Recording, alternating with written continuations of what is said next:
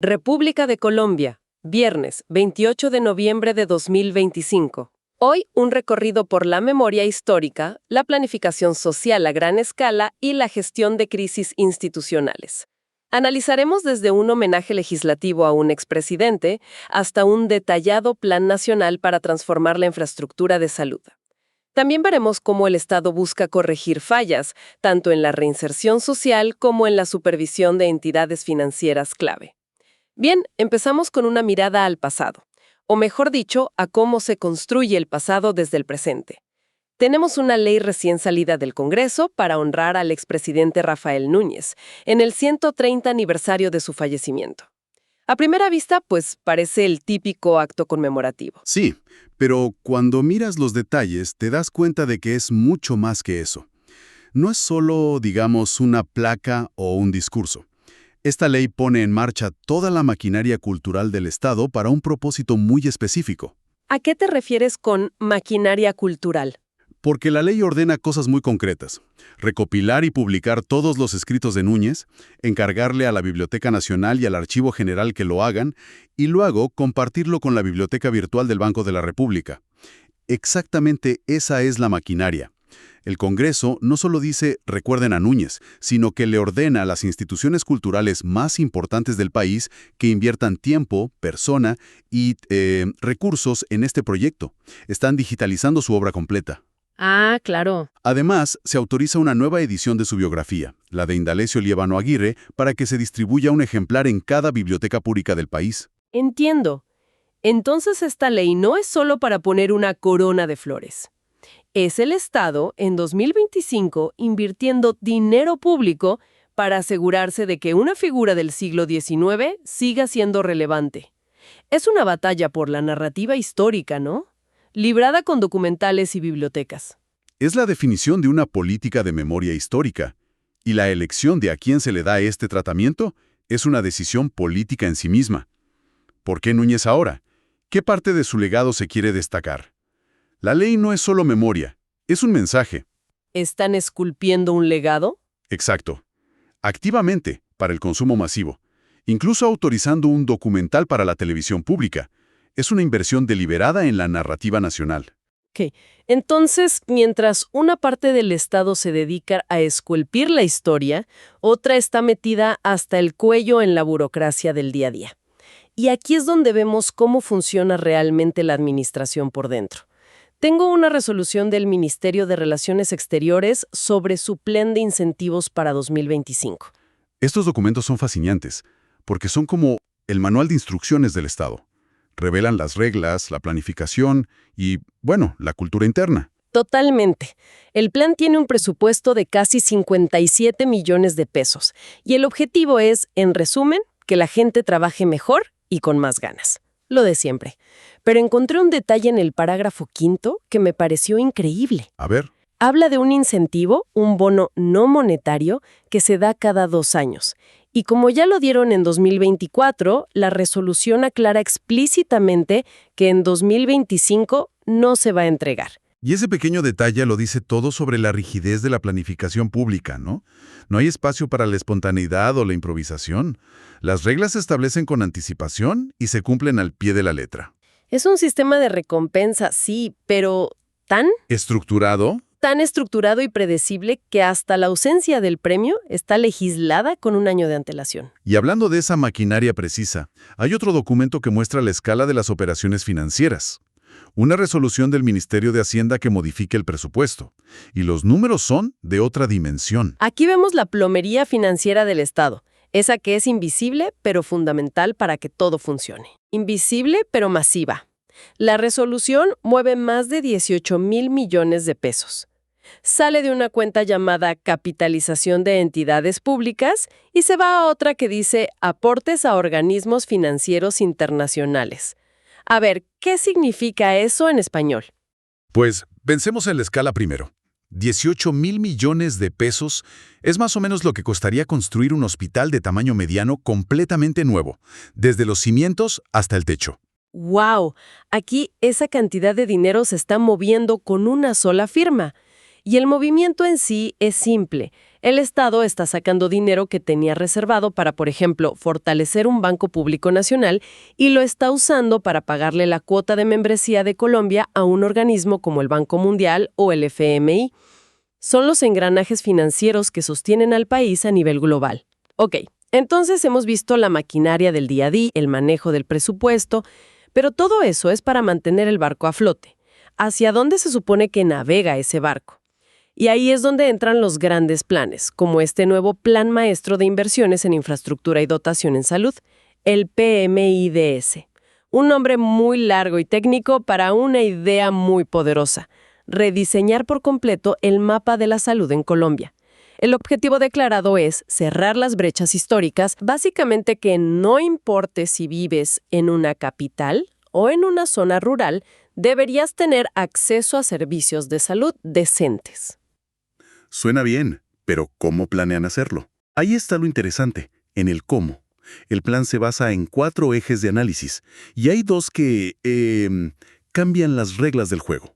El primero es la reducción de brechas de capacidad instalada. O sea, no se trata de construir hospitales por construir. No. Se hace un cruce de datos. Miran el déficit de camas, de quirófanos, de equipos y lo comparan con el perfil epidemiológico de la región. ¿Qué quiere decir perfil epidemiológico? Significa que analizan de qué se enferma y muere la gente en esa zona específica. Si en una región hay alta incidencia de enfermedades cardíacas, la prioridad será invertir en una unidad de cardiología, no en otra cosa. Se construya lo que la gente necesita, donde lo necesita. Claro, tiene todo el sentido. Y el segundo eje clave es la accesibilidad geográfica. Miden cuánto tiempo y distancia le toma a la gente llegar al hospital más cercano, porque de nada sirve tener un hospital de última generación si está a 6 horas de viaje por un camino en mal estado. Espera un momento. ¿Me estás diciendo que antes de este plan era teóricamente posible que el Estado invirtiera miles de millones en construir un hospital de punta en un lugar, que una lluvia fuerte podría derrumbar, que eso no estaba formalmente prohibido? Pues parece increíble, pero la planificación no siempre integraba el análisis de riesgo de forma tan rigurosa. El eje 4, el de gestión del riesgo, convierte esto en una regla de oro. Ok. Antes de poner un solo ladrillo, es obligatorio evaluar las amenazas naturales. El plan define los conceptos. Amenaza es la probabilidad de que ocurra un sismo o una inundación, vulnerabilidad es qué tan preparada está la edificación y riesgo es la combinación de las dos. Si el riesgo es muy alto, el proyecto no va. Punto. Se protege la inversión y, más importante, las vidas. Eso sí es planificar. Y en esa misma línea de políticas sociales que buscan corregir problemas estructurales, hay otra que me llamó mucho la atención. Se reglamentó un procedimiento para que las personas privadas de la libertad puedan certificar la experiencia laboral que adquieren en prisión. Este es un cambio de paradigma. Es pasar de un modelo que solo castiga a uno que busca activamente la resocialización. Es un reconocimiento formal de que el tiempo en reclusión puede y debe ser productivo. Y que ese trabajo tiene valor afuera, claro. Exacto. El mecanismo parece inteligente. Crearon una conexión directa, una interoperabilidad entre el sistema del INPEC, que administra las cárceles, y la unidad del Servicio Público de Empleo. O sea, si alguien aprende carpintería en la cárcel, esa experiencia certificada va directo a su hoja de vida oficial. El objetivo es derribar una de las barreras más grandes para la reintegración, el estigma. Con esto, una persona no sale de la cárcel con un vacío de años en su currículum, sino con una experiencia laboral validada por el Estado. Incluso se puede solicitar de forma retroactiva. Sí, para quienes ya salieron. Pero la gran pregunta es, ¿esto realmente funciona en la práctica? Una cosa es que el gobierno lo certifique, y otra muy distinta es que un empleador del sector privado lo acepte y le dé el mismo valor, ¿no? Esa es la prueba de fuego. La efectividad de la norma no dependerá solo de la buena implementación del Estado, sino de un cambio cultural en la sociedad, y sobre todo, en los empleadores. Es un paso necesario, pero el camino será largo. Y hablando de cambios culturales dentro de las propias instituciones, tenemos la adopción de una política de equidad de género y diversidad en la Superintendencia del Subsidio Familiar. ¿Es esto más que un gesto simbólico? Definitivamente, si lees el documento, te das cuenta de que no es un póster en la pared. Primero, está anclado en un marco legal muy sólido, desde tratados internacionales como la CEDAW hasta el Plan Nacional de Desarrollo. Y segundo, lo lleva a la práctica. ¿Y cómo se ve eso en la práctica? ¿Qué herramientas le da a la gente? Pues mira, crea una mesa de trabajo de equidad de género para vigilar que se cumpla. Pero lo más importante es que define con precisión conceptos como acoso laboral, brecha de género y estereotipos. Ah, los pone por escrito. Exacto. Al ponerlo por escrito en una política oficial, le da a cualquier funcionario una base para denunciar y obliga a los directivos a actuar. Es pasar de las buenas intenciones a un manual de procedimiento. Ok, hemos visto los grandes planes y las reglas detalladas.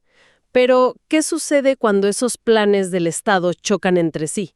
O cuando las reglas simplemente se ignoran y todo implosiona. Vamos a ver dos casos que lo ilustran a la perfección. El primero es un choque frontal entre dos políticas públicas legítimas y necesarias. Se trata de una decisión del Ministerio de Ambiente sobre un terreno en la Reserva Forestal de la Amazonía, cerca de Florencia, en Caquetá. La Unidad de Restitución de Tierras había solicitado sacar un pedazo de esa reserva para entregárselo a víctimas del conflicto armado. Por un lado, reparación a víctimas, por el otro, protección ambiental. Y la solicitud fue negada, de manera categórica. Pero la decisión no fue política, sino puramente técnica, basada en un análisis de riesgo. El informe es implacable. El predio Los Robles tiene una alta probabilidad de ocurrencia de deslizamientos de tierra. O sea, es peligroso. Muy peligroso. Los mapas muestran que sus pendientes son predominantemente abruptas. Entonces el Estado se encontró en una posición imposible. Tenía que elegir entre reparar una injusticia del pasado y prevenir una posible tragedia en el futuro. Exacto. Y los datos técnicos tomaron la decisión. El análisis concluyó que la vocación de ese terreno es forestal, con uso principal de protección-producción. O sea, su función es ser un bosque que contenga la montaña. Poner a una familia a vivir ahí sería exponerla a un riesgo inaceptable. Prevaleció la precaución. En este choque de trenes, sí. Prevaleció el principio de precaución. No se puede reparar un daño histórico creando un riesgo mortal. Un dilema resuelto con datos. Pero el segundo caso no es un choque. Es una implosión. La Superintendencia del Subsidio Familiar tuvo que intervenir y tomar el control total de la Caja de Compensación Familiar de Barrancabermeja, CAFABA. Esto es una medida de último recurso. Ocurre cuando una entidad está en una crisis financiera y de gestión tan profunda que el Estado tiene que entrar a administrarla directamente para evitar un colapso. Los números que presenta el informe son brutales, pero a veces las cifras son frías. Hay un indicador llamado razón corriente que está en 0,73. ¿Podrías explicarlo como si tuviéramos 5 años? Claro, significa que por cada peso que CAFABA debe pagar en el corto plazo, sueldos, proveedores, servicios, solo tiene 73 centavos en el bolsillo. Le falta dinero para cubrir sus obligaciones más inmediatas. Es la señal de alarma más clara de que se está quedando sin aire. Y hay otro indicador, el capital de trabajo, que es todavía peor. Es un número negativo. Menos 6.869 millones de pesos. Eso es aún más grave. Significa que la entidad ya no tiene recursos propios para operar en el día a día. Está usando deuda o los ingresos del día siguiente para pagar las cuentas de hoy. Financieramente es insostenible. Pero, ¿qué causó este desastre? No fue mala suerte. Exacto. Quiero saber eso. ¿Qué decisiones humanas, qué errores llevaron a esta situación? Ahí es donde el informe de la superintendencia es demoledor. Por ejemplo, encontraron que CAFABA invirtió 2.000 millones de pesos de los recursos del FOBIS, que es el Fondo de Vivienda de Interés Social. Dinero sagrado. A los subsidios de vivienda. Exacto. Lo invirtieron en un proyecto y la gestión para recuperar ese dinero ha sido insuficiente. El dinero simplemente está en el aire. ¡Increíble! ¿Qué más encontraron? Poseen lotes en un parque industrial que no producen nada. Solo generan gastos. Peor aún, tienen un predio, La Libertad, que está invadido por terceros y la administración ha sido incapaz de recuperarlo. Y para rematar, en los procesos judiciales que sabían que iban a perder, no estaban apartando el dinero para pagar las sentencias. Eso es como saber que vas a chocar el carro y no tener seguro ni ahorros para el taller. Es peor. Es como chocar el carro, esconderlo y fingir que no pasó nada, dando una falsa imagen de salud financiera. Esto exponía a la entidad a embargos que la podían paralizar en cualquier momento. Es un caso de libro de mala gestión, totalmente.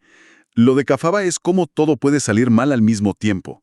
No es que fallara una pieza del motor, es que el motor entero se fundió por falta de aceite, mal diseño y porque nadie estaba mirando los indicadores del tablero. Y lo que me impacta es que no estamos hablando de una empresa privada que quebró. Es una caja de compensación. El dinero que se puso en riesgo es el de los aportes de los trabajadores de Barrancabermeja. El dinero para el subsidio escolar de sus hijos, para recreación. Precisamente, son recursos parafiscales que no le pertenecen a la caja, sino a sus afiliados. Por eso la intervención, aunque es una medida tan drástica, se vuelve indispensable. El Estado entra a proteger el dinero de la gente de una mala administración. Entonces, ¿qué nos dice este recorrido por el diario oficial? Vemos un Estado que opera en múltiples niveles, honra el pasado con leyes de memoria, traza planes ambiciosos y técnicamente complejos para la salud y la equidad, y a la vez interviene de forma contundente para corregir fallas críticas. Y esto deja una reflexión final. La efectividad del Estado no solo se mide en las leyes que promulga o los planes que diseña, sino en su capacidad para resolver las contradicciones que surgen entre sus propias políticas, como vimos con la restitución de tierras y la protección ambiental. ¿Y su agilidad para corregir? Su agilidad para detectar y corregir la mala gestión antes de que se convierta en una crisis sistémica. La verdadera prueba no está en el papel, sino en la ejecución.